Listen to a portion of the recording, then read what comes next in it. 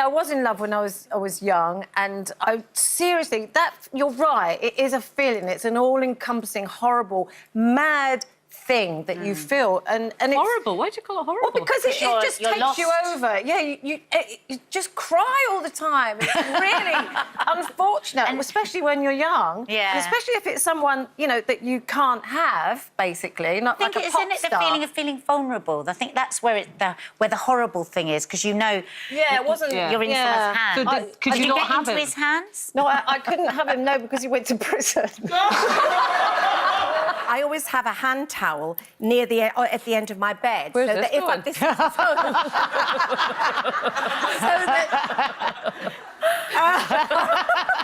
so that if the door knocks, not that I'm a lover of the cold caller, and I am having a lie in, I put the towel on my head and tie that as if I've just been in the shower, rather than just having got up in the middle of the day. That's where it's going. You're demented. Because I don't want to go to the postman and just have sticky up hair like Jed would. I want them to think I've been in the shower. Oh, move on. My thoughts are very simple. I don't like flying, so I do like to have a little bit of a tipple. But there's a difference between a little bit of a tipple I'm not legless, rampaging up and but down. it takes the edge, and I don't know that I'm flying, and I'm very, very much happier. I don't know what she was doing. It sounds like they need security. On the plane? On the plane. Never mind banning booze. Leave the booze. Leave the booze. Leave the booze. Give me security. Her sister works in the ward next door, so Gemma come in. What happened so fast? Like, Gemma was like, right, I'm going to put the gloves on to help give birth. And she turned around, it was like a slip and slide. It was like, boom. It was like, wow. It was like, straight away. Honestly, I'm not even joking. Like, there was no... It was just... like, we nearly had to catch it. We nearly had to, like... I was like a wicket keeper. I love Maura. I think she's great. I wish I'd been a bit more like her when I was in my 20s. I mean, because I was so kind of... My whole thing was if I liked somebody, I would be so kind of rude and offhand in a sort of a... maybe because I feared rejection, I don't know. So, because if you let it be known... And she's so... am I allowed to say... ballsy? I've said it. And I wrote an article recently saying I've kind of got a winter body and a summer body that I have in my head. I had this summer body, and I've now got to an age, I'm nearly 60, where I go, just accept it, Ruth. Your winter body is your body, that's it. All the time. Four Seasons body. Yeah, Four Seasons body. I want to call you Four Seasons Langsford. Four Seasons Langsford. It is the same one. I watched something online, actually, and it was all steps to be safer. And one of the things women should do is, A, not have their hair in a ponytail, and if they've got long hair, have it tucked in a jacket, because it's a great way for somebody to grab them off the street by the ponytail or the hair. They'll have a hard one grabbing my ponytail and keeping me attached to it, I tell you that. Grab it, have it, take it. I'll get a next one. Don't get where you're coming from, because you both have just said they look lovely. Well, I look at them and I see a load of Martians. They are so disconnected from the real world. They just look like airbrushed, incredibly smooth, oily things that have landed on Britain. But then they know they're going on Love Island, so they are, they're not going to go on, but are they? don't hold them up as normal. I went swimming yesterday in the English Channel, and I went swimming on Saturday and Sunday, and I put my swimsuit on and I just think, well, here goes, 72, this is what it looks like. I like my body, I still like my body. So I'm not ever going to be invited on Love Island unless they do geriatric Love Island. I think Eamon keeps saying, let's do Saga Island, and we'll all go on. Yes, it's lovely. Oh, well, lovely to see you. Bye. And didn't see this step, because I'm looking at her and go, have a lovely... And I stepped while I went down. What was your fourth position? Well, it's never elegant, is Let's it? see it. I definitely went down on my knees, so I think I kind of ended up like this.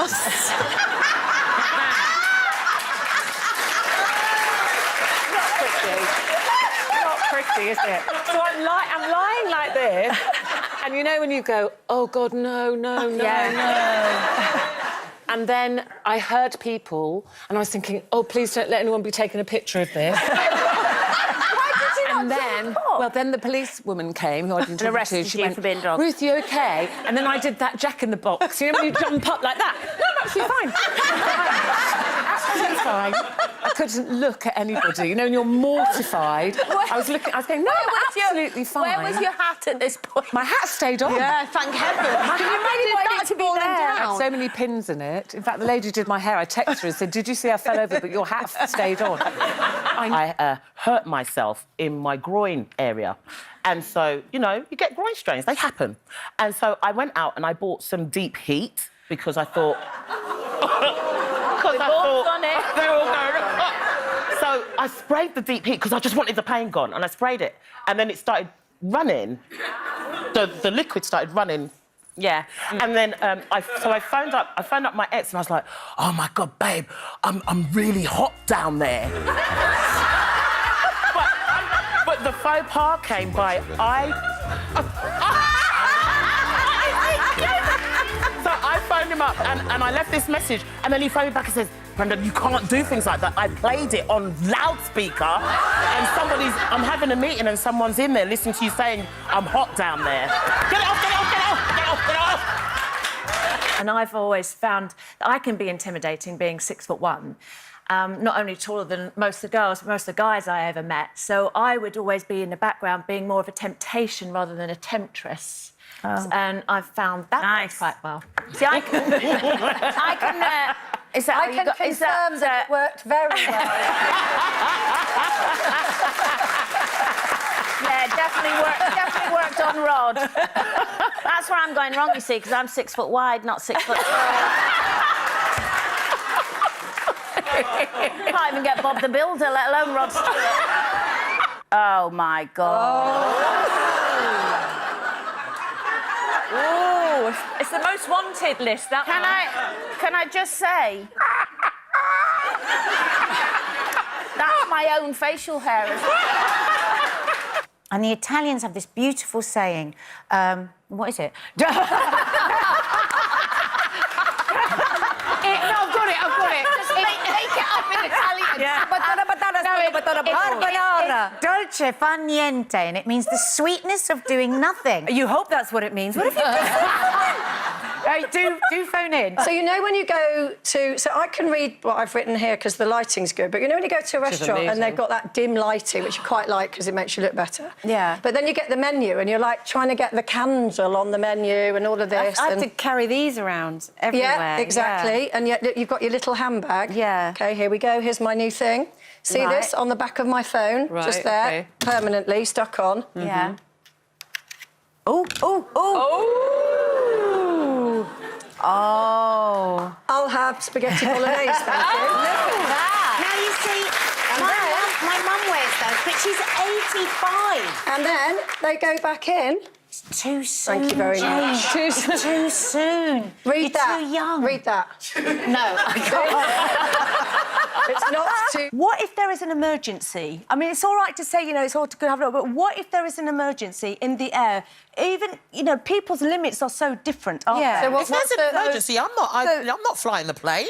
Yeah. That's what the pilot's there for. Well, I need a drink if there's an emergency. Would you be able to put your life jacket on?